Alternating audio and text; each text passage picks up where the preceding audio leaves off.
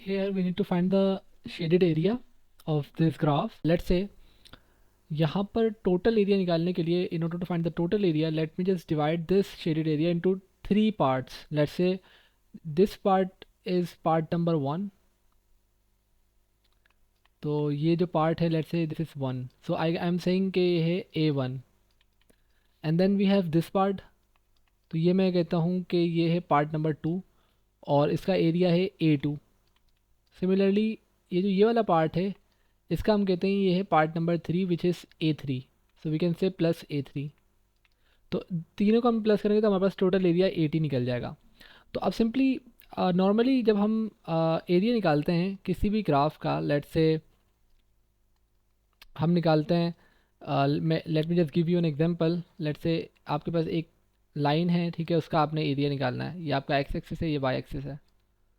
तो जब हम एरिया निकालते हैं अंडर द कर्व तो वो एरिया जब इस फंक्शन का निकलेगा, लेट से इस फंक्शन, ये फंक्शन है Y equals to X. Okay, तो अगर मुझे इस फंक्शन को इंटीग्रेट अगर मैं करूँगा, लेट से ये है 0 टू यहाँ तक, लेट से 5 है, तो 0 टू 5 जब मैं इंटीग्रेट करूँगा तो जो एरिया निकलेगा वो एरिया अंडर द कर्व निकलेगा, ये वाला. I am finding the area with respect to X यानी कि डी एक्स. तो जो एरिया है वो ये वाला निकलेगा, राइट. अगर मैं area with respect to Y find करूँगा तो उसके अलग सीन होता है, वो इस ये वाला एरिया निकलेगा, ठीक है. तो यहाँ पर सिंपली अगर मैं यहाँ से निकालता हूँ, लेट से ये है -4, लेट से. तो अगर मैं एरिया निकालना चाह रहा हूँ फ्रॉम -4 to 0, तो -4 to 0 और मैं इंटीग्रेट करता हूँ वाई डी एक्स को, तो एरिया यही वाला निकल जाएगा जो कि मतलब टच कर रहा होगा एक्स एक्सिस को, because we are finding the area with respect to X axis. तो ये वाला एरिया निकल जाएगा, ठीक है. तो वो हमारे पास एरिया आ जाएगा. सिमिलरली यही सेम प्रिंसिपल्स हमने यहाँ पर भी अप्लाई करने हैं. बड़े इजी तरीके से हम इसका एरिया फाइंड कर लेंगे. तो जो A1 है, let me just tell you कि मैंने नंबरिंग चेंज कर दी है. लेट से अगर मैं कहता हूँ कि A1 जो है वो एक सिंपल रेक्टेंगल है, ठीक है. तो उसका एरिया फाइंड करना बड़ा इजी है. लेट से अगर मैं A1 को यहाँ बनाता हूँ तो बनेगा इस तरह करके कुछ. ओके, तो ये वाली जो हाइट है उसकी वो है √2, ऐसे ही है. और जो इसकी जो विड्थ है वो है -π/4. तो एरिया निकालने के लिए इसका, ये एक रेक्टेंगल है, तो हम सिंपली क्या करेंगे, A1 निकालने के लिए √2 को मल्टीप्लाई करा देंगे -π/4 से, लेंथ मल्टीप्लाई बाय विड्थ जो होता है. तो ये आ जाएगा आपका √2/4 पाई नेगेटिव का. अच्छा, there is a thing that you need to remember is that whenever you are finding the area under any curve, so if you are getting a negative answer then you need to take the absolute value because the area will always be a positive value. तो absolute जब हम लेंगे इसका तो ये आ जाएगा √2/4 पाई, that is the area number 1. So let me just make a box here. Okay, so now area number 2 find करने के लिए, okay, first of all let me just find out the area number 3. So A3 is here, this area. तो simply हम क्या करेंगे, हमारे पास function given है y equals to second of X tan theta, second of theta tan theta. तो हमारे पास -π/4 यहाँ पर एक्स एक्सिस पर गिवन है, 0 यहाँ तक है. तो ये जो ग्राफ है अगर मैं बनाऊँ यहाँ पर A3, तो इस तरह का ग्राफ है कुछ. कर्व अगर मैं बनाता हूँ, ये कर्व इस तरह की बनी हुई है, ठीक है. ये 0 है, ये -π/4 है. मैंने क्या किया है, मैंने सिर्फ इस एरिया को अलग से यहाँ पर बना दिया है. तो ये एरिया नंबर 3 है. तो जो एरिया नंबर 3 को मैंने अलग से बनाया है, उसका जो ये कर्व है ये है y is equals to second of theta tan theta. तो ऑब्वियस ही बात है, अगर हम इस y के फंक्शन को हम इंटीग्रेट अगर करते हैं तो वो इस जो कर्व है जो कि इस तरह का बना हुआ है, अगर मैं इसको इंटीग्रेट करता हूँ, मैं कहता हूँ यहाँ से लेके यहाँ तक अगर मैं इसको इंटीग्रेट कर रहा हूँ तो ये वाला एरिया निकलेगा, राइट. ये वाला एरिया जहाँ तक जा रहा है वो. और अगर मैं यहाँ से लेकर यहाँ तक इंटीग्रेट करता हूँ, लेट से 4 तक, तो ये वाला एरिया निकलेगा, राइट. तो हम क्या कर रहे हैं, हम -π/4 से 0 तक इंटीग्रेट करेंगे. हम -π/4 यहाँ पर है, 0 यहाँ पर है, तो हम यहाँ तक इसको इंटीग्रेट करेंगे, यहाँ से लेकर यहाँ तक. तो हम कहेंगे कि A3 जो बराबर है वो है इंटीग्रेशन ऑफ -π/4 to 0. ये हमारी लिमिट ऑफ इंटीग्रेशन है.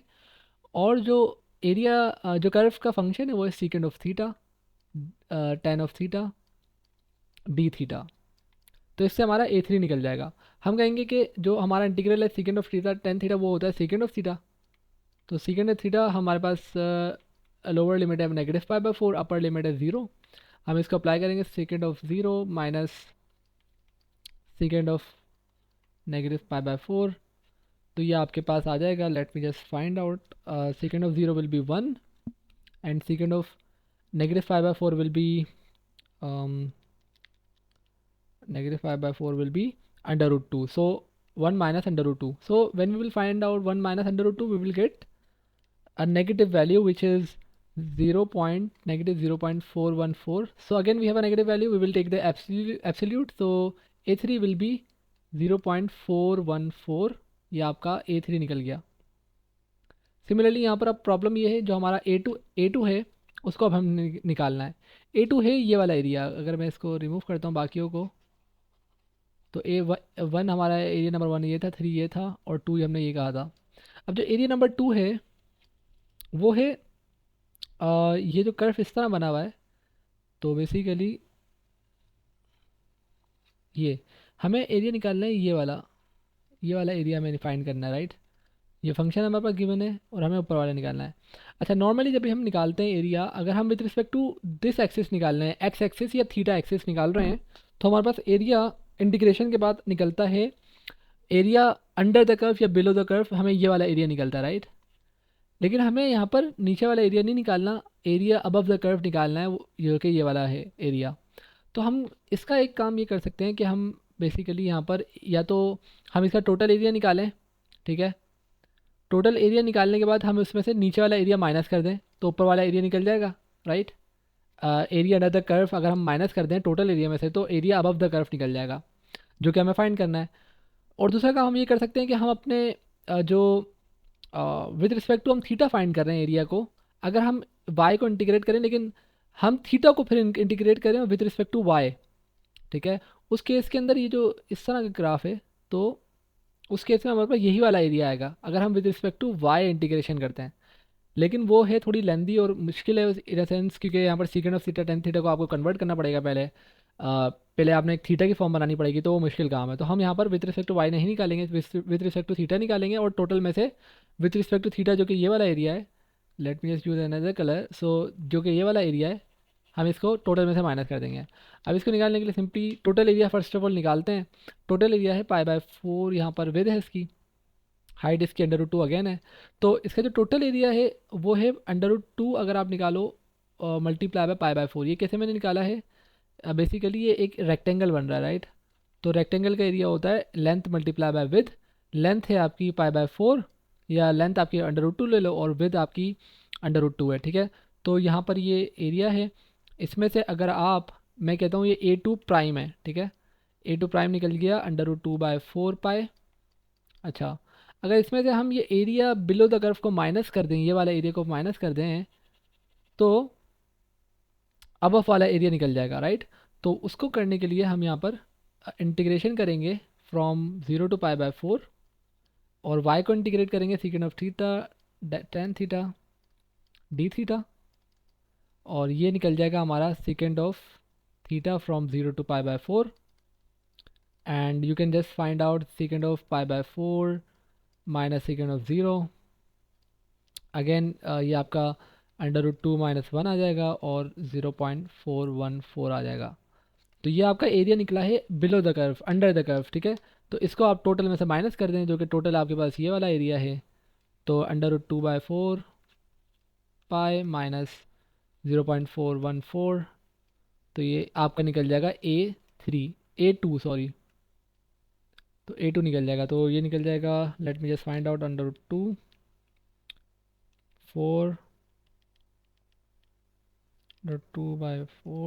पाई माइनस 0.414 0.697। ओके, तो ये जो A2 आपका निकला है, ये आपका आंसर निकला है, वो है ये वाला area, right.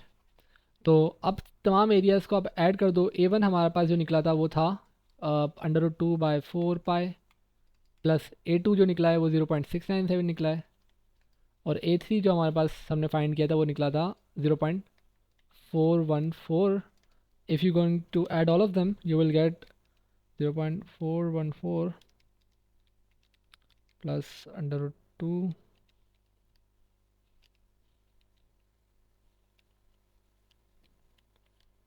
Okay, under root 2 by 4 pi. Total area will be 2.221.